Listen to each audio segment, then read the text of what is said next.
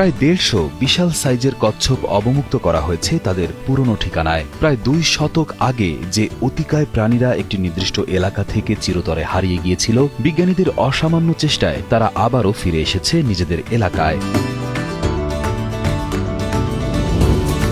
ইকুয়েডরের পরিবেশ মন্ত্রণালয় সম্প্রতি গ্যালাপাগোস দ্বীপপুঞ্জের ফ্লোরিয়ানা দ্বীপে ১৫৮টি জায়ান্ট টর্টয়েস বা বিশাল আকৃতির কচ্ছপ অবমুক্ত করেছে, যা পরিবেশ রক্ষার ইতিহাসে এক যুগান্তকারী ঘটনা। সান্তাক্রুজ দ্বীপের একটি বিশেষ প্রজনন কেন্দ্রে এই কচ্ছপগুলোর জন্ম এবং বেড়ে ওঠা। বিজ্ঞানীরা উলফ আগ্নেয়গিরি এলাকায় খুঁজে পাওয়া এই প্রজাতির কিছু বংশধরের শক্তিশালী জিনগত বৈশিষ্ট্য বা ডিএনএ ব্যবহার করে এদেরকে জন্ম দিয়েছেন। ১৯ শতকে এই ফ্লোরিয়ানা দ্বীপ থেকেই বিলুপ্ত হয়ে গিয়েছিল কচ্ছপের এই বিশেষ বংশটি।